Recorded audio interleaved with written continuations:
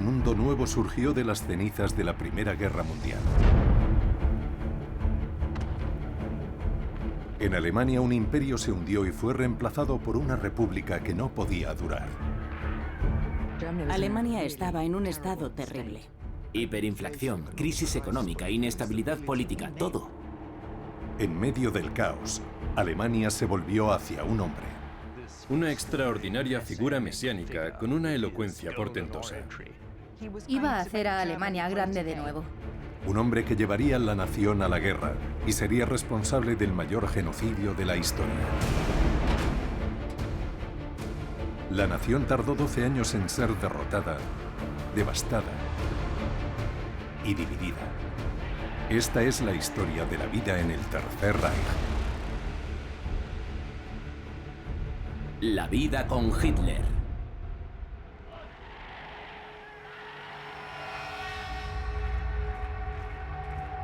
En 1914 Alemania entró en la Primera Guerra Mundial bajo el reinado del Kaiser Guillermo II.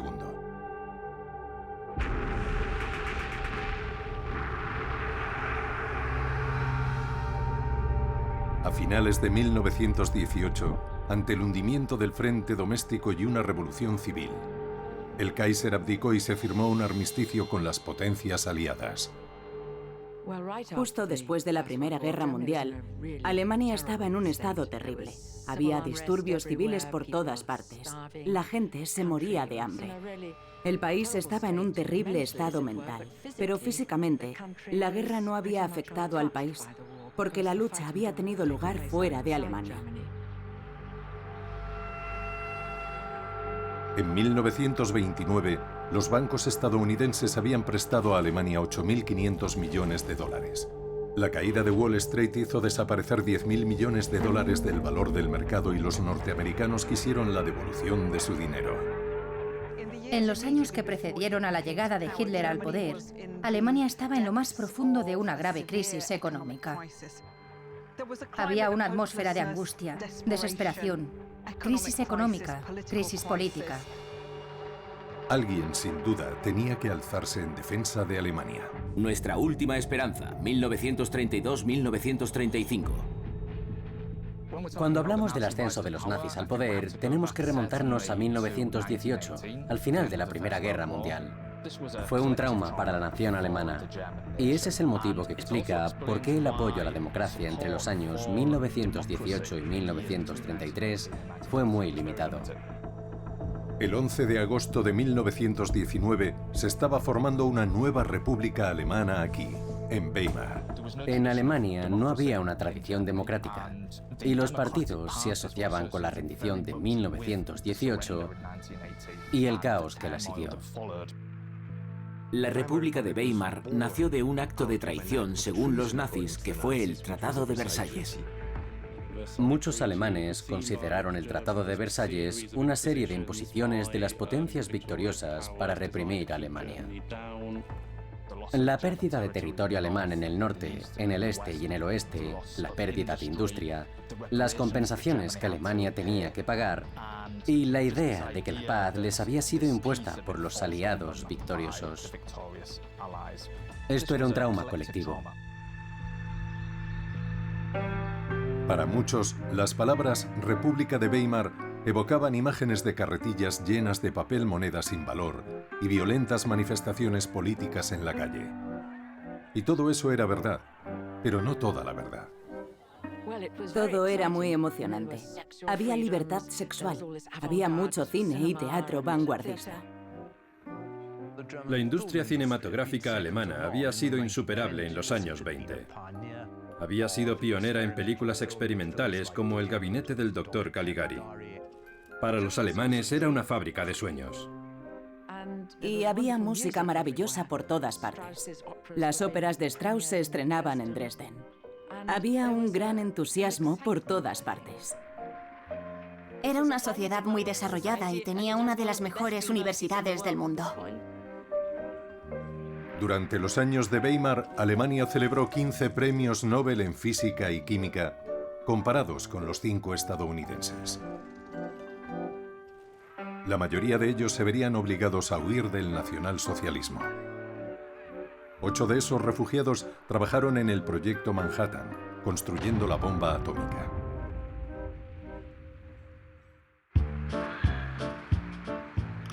En 1920, Berlín, la capital de la República de Weimar, era la tercera ciudad más grande del mundo después de Londres y Nueva York. Berlín era el epicentro cultural de la República de Weimar. También era el eje cultural de Prusia, que fue un bastión socialdemócrata hasta 1932. Berlín era muy emocionante porque tenía edificios nuevos, infraestructuras y arte, el dadaísmo, el expresionismo. Pasaban muchas cosas en Alemania.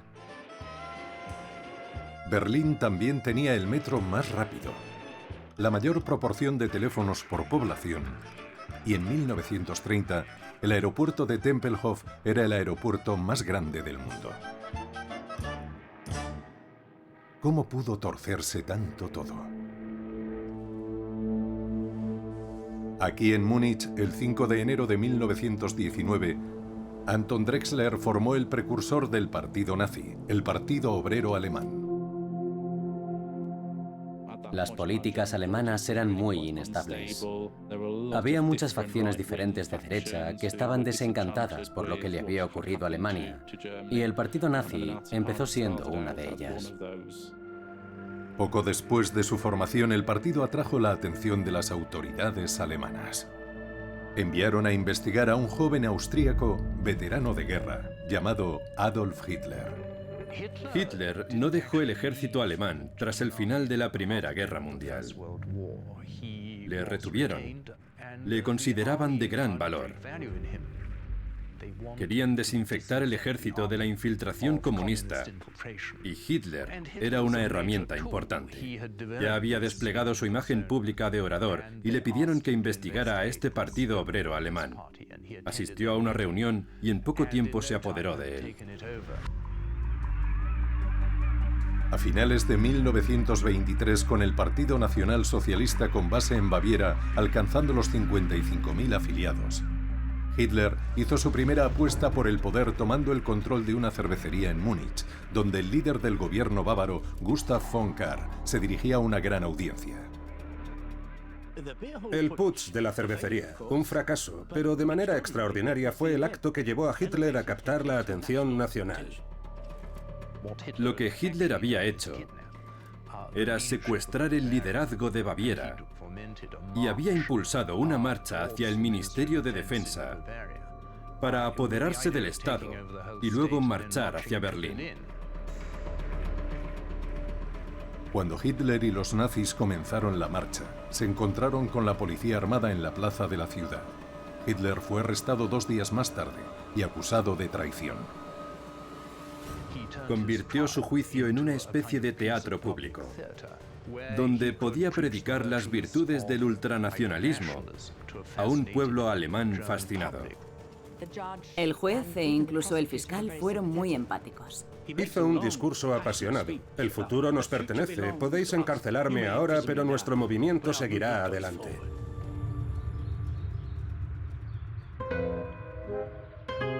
Hitler pasó 9 meses en la celda número 7, aquí, en la prisión de Landsberg.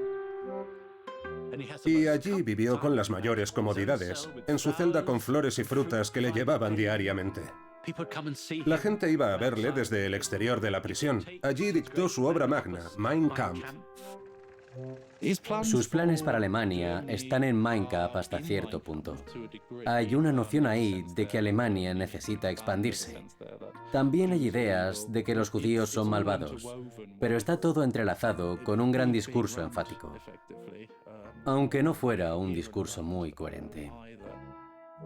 Muchos alemanes le vieron como un fanático delirante, un demagogo de cervecería a quien no había que tomarse en serio. A mediados de los años 20, Alemania era próspera y su mensaje de odio racial, antitratado de Versalles y antijudíos no le interesaba a la gente. Intentaban olvidar la Primera Guerra Mundial y continuar con su vida.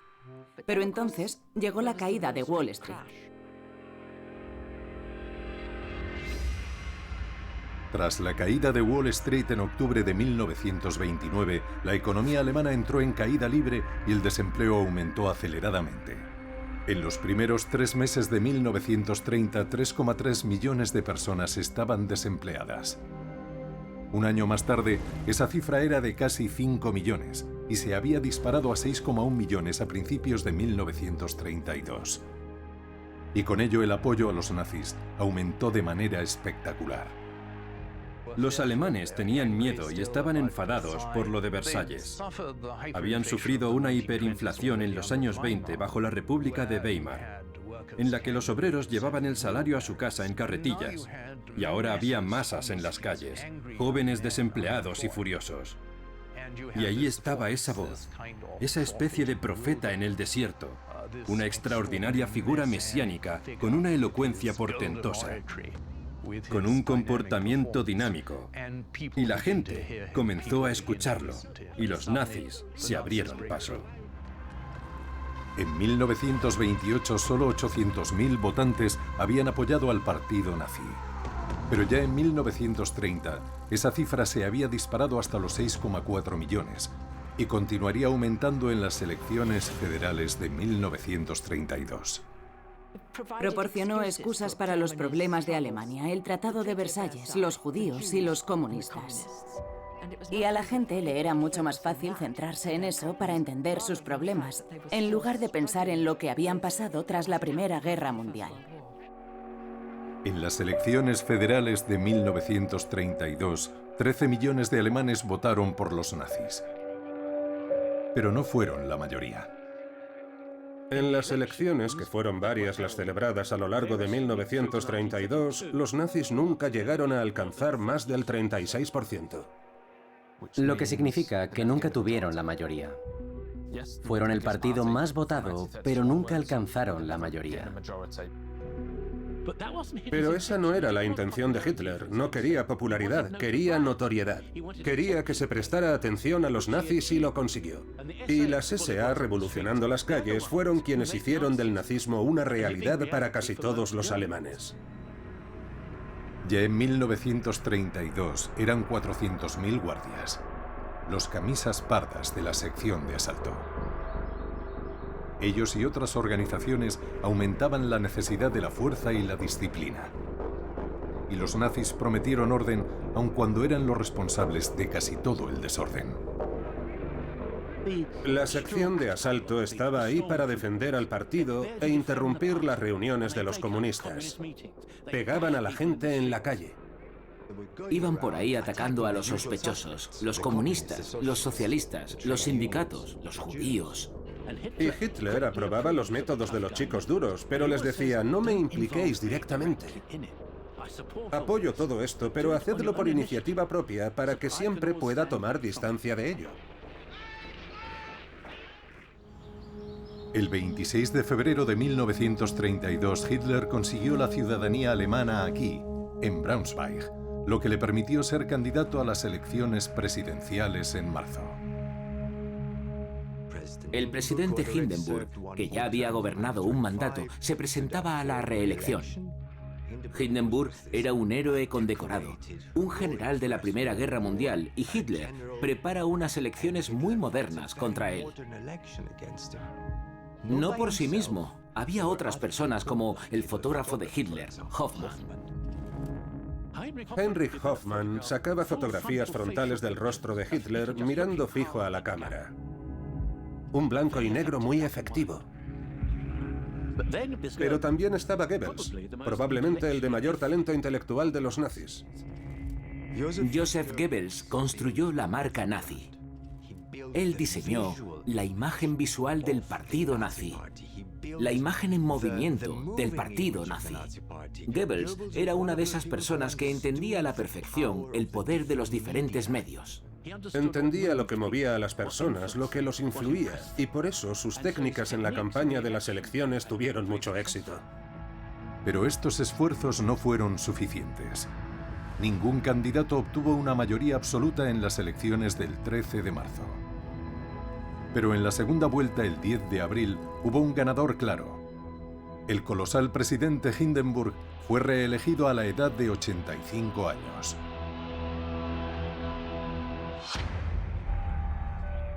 Pero no esperaba ganar, sino proyectarse como una figura nacional. Y con esa justificación le dijo al partido: ahora esperamos a que nos inviten y aceptaremos la invitación bajo nuestras condiciones. La situación política en Alemania anterior al nombramiento de Hitler como canciller estuvo marcada por esto. El Reichstag estaba inmovilizado porque tenía una mayoría de diputados del partido nazi y del partido comunista, que estaban en contra del sistema. El gobierno lo tiene el presidente Hindenburg, que ejerce el poder bajo el artículo 48 de la Constitución. La complicada constitución de Weimar permitía al presidente Hindenburg gobernar por decreto, además de nombrar directamente al canciller. Pero este no es un enfoque sostenible y es una de las razones por la que los nacionalistas y los conservadores alrededor de Hindenburg empiezan a mirar a Hitler como un medio de salir de esta situación. Todo se torció para la República de Weimar y a finales de 1932, von Papen, que había sido canciller, dimitió. El general Schleicher ocupó su lugar, pero tampoco consiguió formar gobierno. Por lo que Hindenburg, a regañadientes, porque siempre había despreciado a Hitler como ese pequeño cabo, el advenedizo, decidió que tenía que llamarlo. Primero le preguntó a von Papen si sería una buena jugada y podrían controlar a Hitler. Y von Papen le dijo sí, si le dejamos ser el canciller le tendremos acorralado, tanto que se quejará y gritará cuando le presionemos. Fue un gran error. Y así a las 11:30 de la mañana del lunes 30 de enero, Hindenburg le tomó juramento del cargo, nombrando canciller a Adolf Hitler. Pero deberíamos recordar siempre que entre el 33 y el 34, Hitler no es el dictador de Alemania, es el canciller de un gobierno de coalición. Hindenburg y sus asesores hicieron que Hitler accediera a limitar a 3 los nazis en el gobierno y aceptar a von Papen como su vicecanciller. Esto significaba que Papen siempre tendría una mayoría de 8-3 en el gobierno. Y pronto se vio que Hitler era un político muy inteligente. Si observamos el primer gabinete de Hitler del 30 de enero de 1933, sí, solo contenía 3 nazis.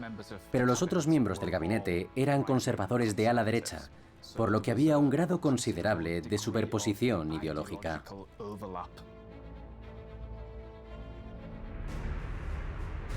La tarde en la que Hitler fue nombrado canciller aquí, en las calles de Berlín, Joseph Goebbels organizó una multitudinaria procesión con antorchas. Y de hecho el desfile estaba tan organizado que pasó por delante del edificio de la Cancillería y Hitler pudo saludar a la gente desde su ventana. Fue un acto muy místico. Las antorchas, pueden imaginar, le dieron una dimensión casi religiosa. Esa especie de toma simbólica de Berlín por el nacionalsocialismo en muchos aspectos fue también una señal de lo que habría de venir. Era como decir, ahora nosotros tenemos el poder, somos la autoridad. El mismo Göring, el segundo de Hitler, dijo de aquella noche que era un acto equivalente a la declaración de la Primera Guerra Mundial en 1914, que en Alemania, igual que en otros países, estuvo marcada por un estallido de entusiasmo y emoción nacionalista. Pero muchos en Alemania no sintieron el peso de este momento excepcional. Cuando Hitler asumió el poder, muchos alemanes no lo percibieron como una ruptura importante, porque pensaron, bueno, solo es otro gobierno que es probable que se hunda en unos meses. La impresión era que de tentar el cargo los domesticaría. Cuando estos agitadores callejeros, estos camorristas y bravucones, estos matones probaran el poder, se civilizarían, se convertirían en un gobierno normal. En realidad, habían dejado entrar a una manada de hienas.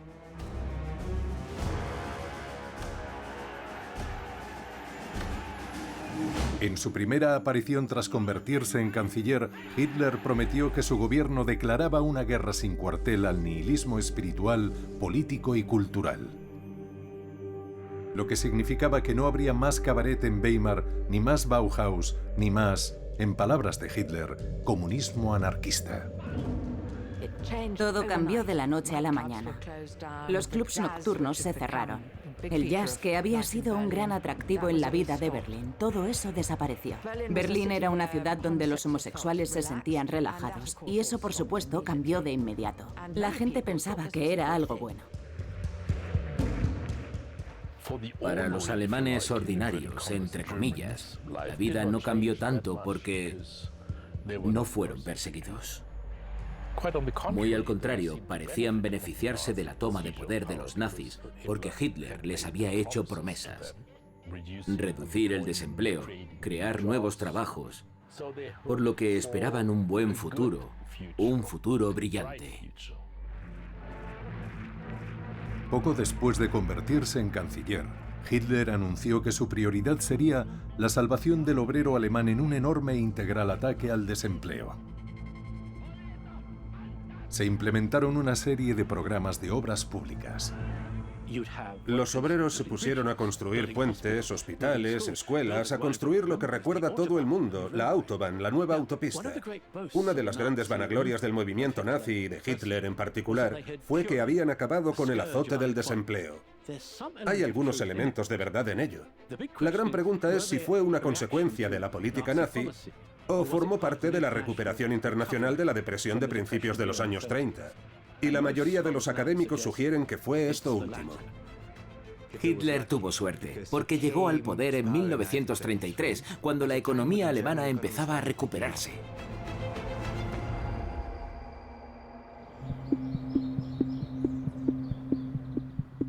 Fue aquí justo después de la medianoche del 27 de febrero de 1933, donde los transeúntes oyeron el sonido de cristales rotos saliendo del Parlamento alemán, el Reichstag. Poco después, las llamas comenzaron a iluminar el interior del edificio. Figuras políticas del partido nazi acusaron de inmediato a los comunistas y Hitler aprovechó la oportunidad. Los nazis fueron hábiles, hay que admitirlo. Fueron capaces de presentarlo como la señal para una insurrección comunista. A la mañana siguiente, el gabinete se reunió para redactar un decreto de emergencia que abolió muchas libertades civiles en toda Alemania, incluyendo derechos de libertad personal, libertad de expresión, libertad de prensa, libertad para organizarse y reunirse, la privacidad de las comunicaciones postales, telegráficas y telefónicas.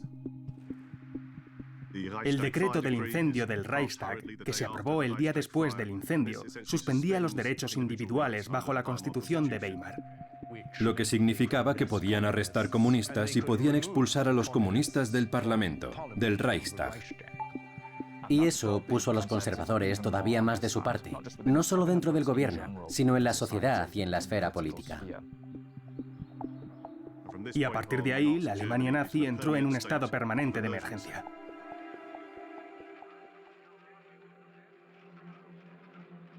Marinus van der Lubbe, un joven comunista holandés, fue arrestado en el lugar de los hechos, hallado culpable y sentenciado a muerte.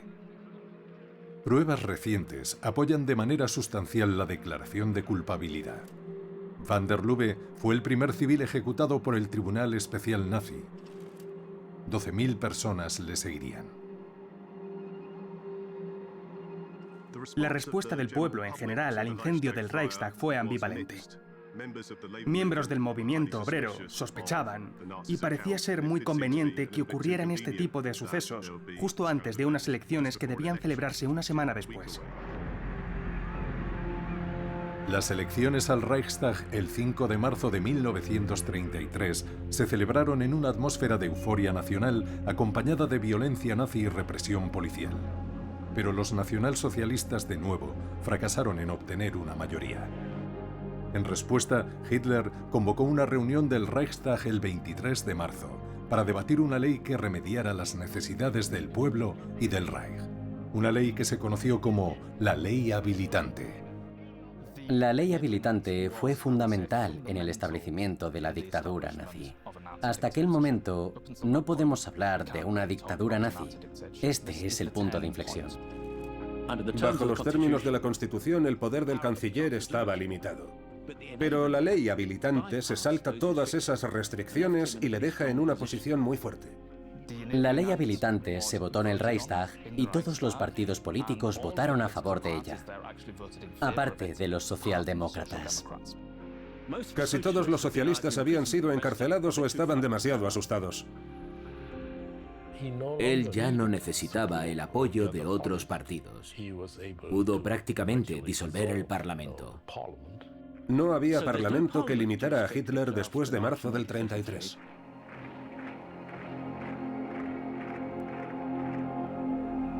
Aquí, el 22 de marzo de 1933, un día antes de la aprobación de la ley habilitante, se abrió el primer campo de concentración nazi, Dachau. Dachau fue un lugar muy violento desde el principio. Las primeras víctimas fueron comunistas, socialistas, los oponentes políticos de izquierdas del Estado nazi. Y se les enviaba a estas instituciones durante varios meses donde los golpeaban, los maltrataban y aterrorizaban antes de soltarlos de nuevo en sus comunidades para que sembraran el miedo. Los nacionalsocialistas no tenían ningún interés en ocultar estos campos de concentración.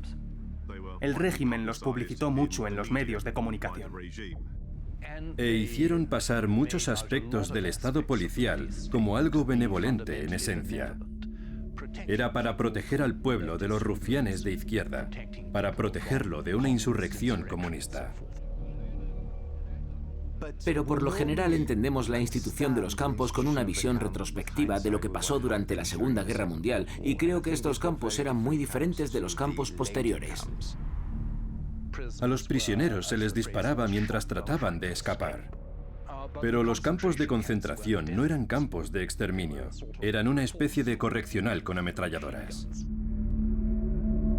En abril, el número puesto bajo medidas de protección solo en Prusia fue de 25.000 personas.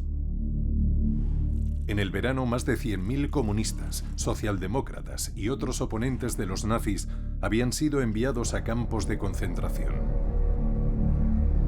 Había comenzado la era nazi. Sus características más famosas también se pusieron en marcha de inmediato. En abril de 1933 fue el primer boicot importante a los negocios judíos.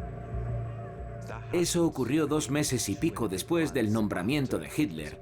Es una señal muy temprana, por así decir, de hacia dónde se dirigía el régimen.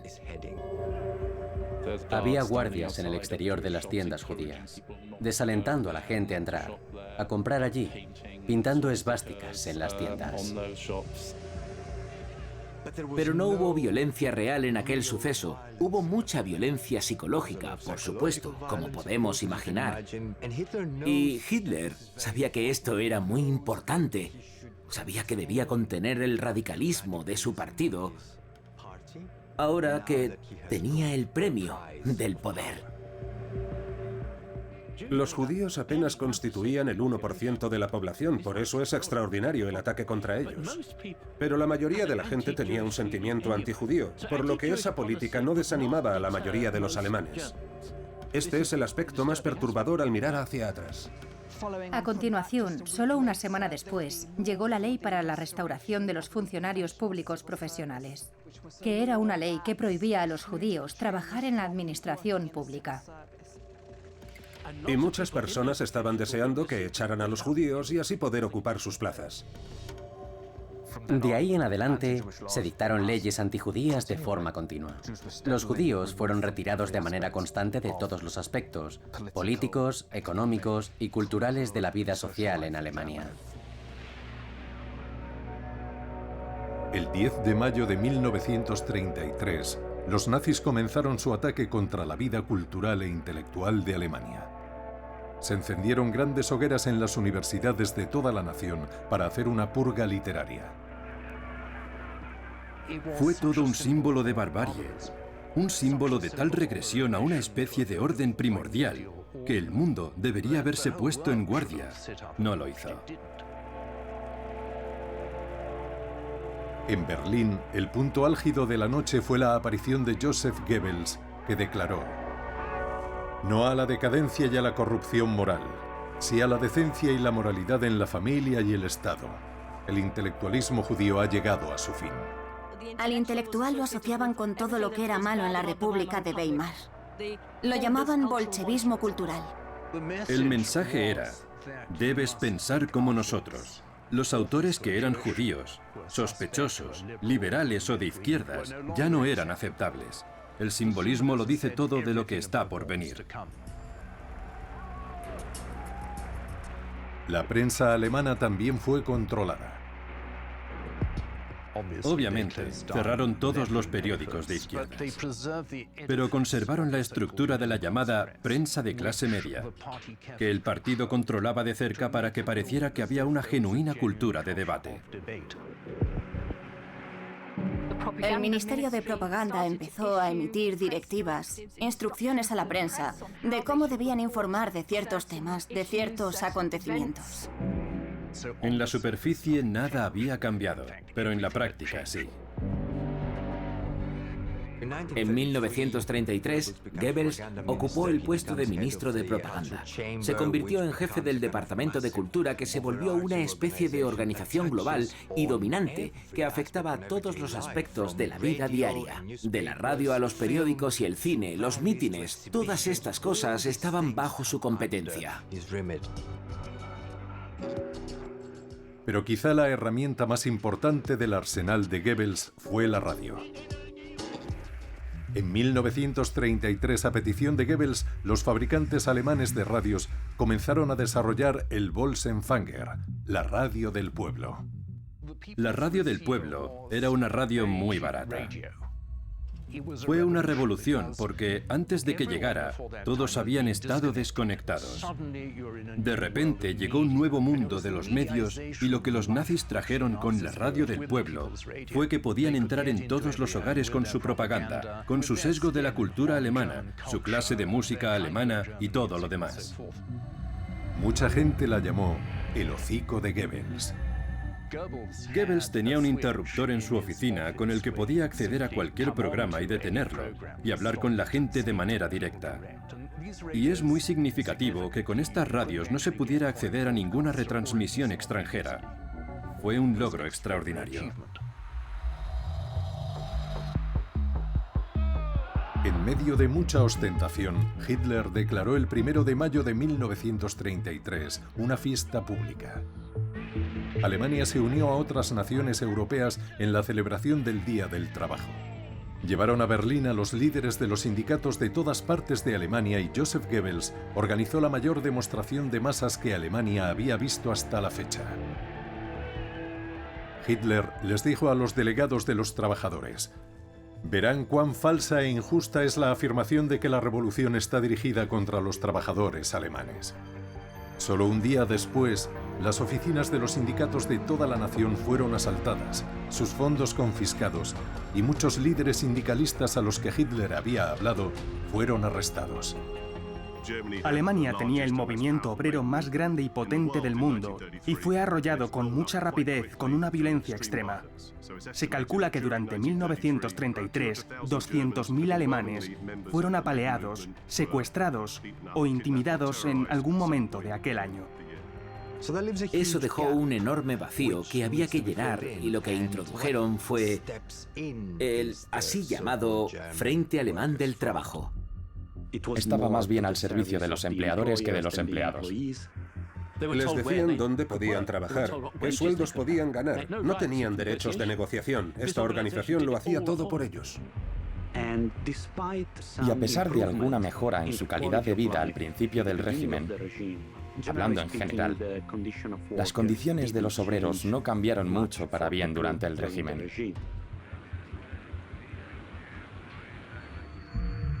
El 13 de julio de 1933, el ministro del Interior del Reich promulgó un memorándum exigiendo a todos los empleados alemanes saludarse unos a otros con el saludo de Hitler. La mayoría de la gente era consciente de que esto se consideraba obligatorio en los espacios públicos. Y había una amenaza de castigo por la que podías perder el trabajo, ser arrestado, podías ser juzgado, podías ser encarcelado si no usabas el saludo. Los niños pequeños se adaptaron a esto con mucha rapidez porque puede que no hubieran conocido nada más. Hay incluso informes de mujeres que mientras parían lo gritaban, pero por supuesto provienen de documentación oficial. En el año que Hitler subió al poder, un tercio de las profesoras fueron obligadas a aceptar un retiro anticipado de acuerdo con el ideal nazi de Kinder, Küche, Kirche. Niños, cocina e iglesia. Era un eslogan que iba unido al comportamiento deseado para las mujeres, y donde debían estar era sin duda en el hogar, en la esfera privada, mientras que la esfera pública del trabajo y la vida cívica o la vida profesional era para los hombres, no para las mujeres. El empleo remunerado fuera del hogar para las mujeres era descrito como una carga, ya que antes de que los nazis llegaran al poder, se habían visto obligadas a salir a trabajar, y esto llevó a la degeneración de la familia. Los nazis estaban preocupados porque la nación estaba en declive demográfico, por lo que había grandes expectativas de que las mujeres alemanas dieran a luz tantos niños como fuera posible. Y para poder facilitarlo, también tenían que casarse lo antes posible. Así que había muchas medidas para que esto sucediera. Por ejemplo, la ley para el fomento del matrimonio, que ofrecía préstamos a las parejas, pero con la condición de que las mujeres renunciaran a su trabajo y se quedaran en casa. Y el incentivo era que el préstamo había que devolverlo, pero iría reduciéndose una cuarta parte por cada hijo que naciera. Por lo que con el nacimiento del cuarto hijo, quedaban eximidos por completo del pago del préstamo. A las mujeres que producían 4, 6 u 8 hijos, se les premiaba con la llamada Muttererenkruz, la cruz de la madre, la cruz de honor de la madre alemana. En realidad, lo más importante era que el Reich, que iba a durar para siempre, necesitaba muchas personas, por lo que las mujeres eran animadas a reproducirse y cuidar de la casa. Pero no a todas las mujeres se les animó a tener hijos. Si eran judías, si eran consideradas deficientes mentales o asociales fuera de los límites, no debían procrear. Y la esperanza era que todo eso sería erradicado del acervo genético alemán por medio de la esterilización forzada. Quizá la característica más definitoria de la propaganda nazi era la noción de la raza. Y no es una coincidencia que uno de los primeros textos legislativos que el régimen nazi puso en práctica en 1933 fue la ley de esterilización. Cualquiera que los nazis consideraran indigno de reproducirse era esterilizado a la fuerza. Era muy arbitrario. Y es entre los niños donde se sintieron los peores efectos. Los sacaron de los colegios, de los hospitales y los esterilizaron sin permiso de sus padres. ¿Cómo se hace eso? ¿Cómo se consigue que la profesión médica acepte eso?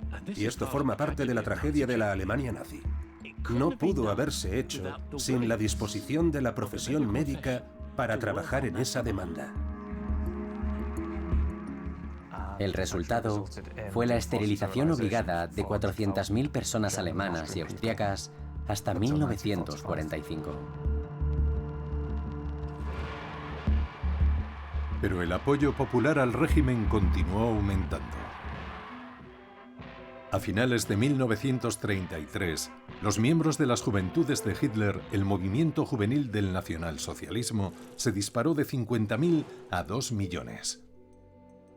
Este nuevo régimen le hablaba a la juventud, era dinámico y la juventud se sentía atraída por él. Los jóvenes alemanes estaban ansiosos por ponerse el uniforme e ir a las diferentes actividades de los campamentos y cantar las canciones y toda esa clase de cosas. Era emocionante. Era la oportunidad de salir con amigos a acampar, a jugar a ser soldados. E incluso la clandestinidad socialdemócrata que recibe informes de las familias de clase obrera vio que lo encontraban todo muy gratificante. Todas estas actividades estaban mezcladas con componentes ideológicos y políticos. Estaban preparando a la juventud para que ocupara su lugar en la comunidad. Las juventudes de Hitler buscaban a chicos físicamente aptos para entrenarlos en el uso de las armas de fuego y adoctrinarlos en el nacionalsocialismo. Y así, el propósito del grupo de las juventudes era endurecer a los jóvenes alemanes y hacer de ellos la base del futuro ejército alemán. El punto de inflexión fue en 1936. Desde ese momento, fue obligatorio para todos los niños arios hacerse miembros. Y todos los otros grupos, aparte de las juventudes hitlerianas, fueron prohibidos o tuvieron que disolverse. La Liga de Muchachas Alemanas era el equivalente de las juventudes hitlerianas. Era obligatorio para las chicas de 14 a 21 años. Había otra organización llamada la Liga de la Joven, y esa era para las niñas de 10 a 14 años. La Liga de las Muchachas Alemanas fue diseñada para atraer a todas las chicas de la nación bajo su égida, y de nuevo para inculcarles la ideología nazi. La idea era que una vez que las chicas habían alcanzado la edad de 14 años, ya estaban preparadas para ser formadas, educadas para el papel de madres y amas de casa. Poco a poco, los programas de juventudes nazis abrieron una brecha entre las familias. Era constante. Había actividades sin cesar y las familias sentían que les habían arrebatado a sus hijos en muchos aspectos. Las juventudes hitlerianas eran alentadas a informar de sus padres y de sus profesores en el colegio si percibían que no vivían los valores de la dictadura nazi. Y por supuesto, esto formaba parte de la doctrina nazi de que los niños no pertenecen a sus familias, sino al Estado. El objetivo del nacionalsocialismo era cambiar toda la estructura de la sociedad alemana y con este fin colonizaron el tiempo de la población. Aún así, muchos alemanes aprobaban estos cambios drásticos. Veían que Hitler había puesto a trabajar al país. Había restaurado la confianza de la nación. Les había devuelto el orgullo tras la humillación del Tratado de Versalles. Lo que ofreció durante los siguientes años fue una odisea extraordinaria. Un gran número de triunfos diplomáticos como nada que hubieran experimentado antes. Restauró la moral del pueblo alemán y honró la bandera alemana. Al menos así lo veían ellos. El primero de los triunfos diplomáticos de Alemania tuvo lugar aquí el 14 de octubre de 1933, en la Liga de las Naciones de Ginebra. Alemania se retiró tanto de la Liga como de la Conferencia de Desarme. Ahora está claro que la Conferencia de Desarme no satisfará lo que es su único objetivo, a saber, el desarme general. El gobierno alemán, por lo tanto, se ve obligado a salir de la Conferencia de Desarme. Hitler siguió estas acciones con un plebiscito en el que recibió un apoyo del 95% por la retirada. El plebiscito fue, por supuesto, abrumadoramente positivo, porque las votaciones fueron abrumadoramente manipuladas. Pero es una opinión común que incluso sin estas manipulaciones, el plebiscito habría tenido éxito.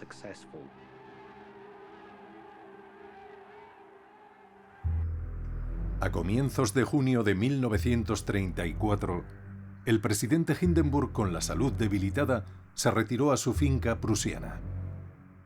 El presidente Hindenburg era un pilar de continuidad entre la República de Weimar y el nuevo régimen. Y hay que recordar que Hitler no tenía carta blanca en Alemania. Estaba bajo la supervisión de Hindenburg. Pero Hindenburg estaba empezando a demostrar claras señales de deterioro mental. Y por esa razón, su propia habilidad para servir de freno a las actividades de Hitler estaba cada vez más restringida. La deteriorada salud del presidente hizo que la solución al problema con las SA fuera más urgente. Ernst Röhm, el jefe de las SA, quería convertir las SA en las fuerzas armadas de élite de Alemania. Y por supuesto esto creó mucha fricción con las antiguas fuerzas armadas que no eran necesariamente pro-nazis, no eran antinazis, pero tampoco eran entusiastas pro-nazis. El presidente era el jefe de las fuerzas armadas y Hitler empezó a preocuparse cada vez más con la posibilidad de un golpe militar si Hindenburg moría. Y Hitler tomó la decisión en junio de 1934 de terminar con las SA. Rom había servido su propósito como Hitler lo vio. Nos ha llevado al poder, nos ha ayudado en las calles, ha intimidado a nuestros oponentes, ya no le necesitamos.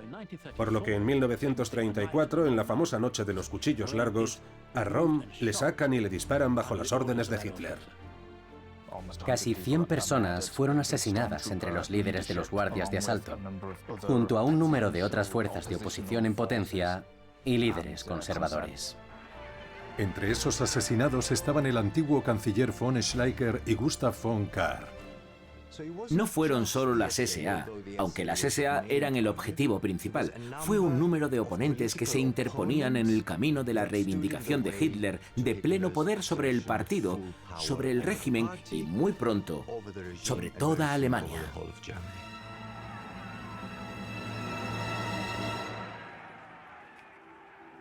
Pero Hitler salió indemne de la masacre en el ámbito político. La paradoja es que la popularidad de Hitler se impulsó después de la noche de los cuchillos largos. Hitler fue capaz de presentar estos hechos como un escape por los pelos de un estado de revolución permanente. El modo en que Ernst Röhm y los otros líderes de las SA fueron asesinados se vio como una prueba de que Hitler estaba restaurando el orden. Hitler estaba dispuesto a ejecutar a sus antiguos camaradas dentro del movimiento nacionalsocialista, si esto era en beneficio de la nación y el Estado.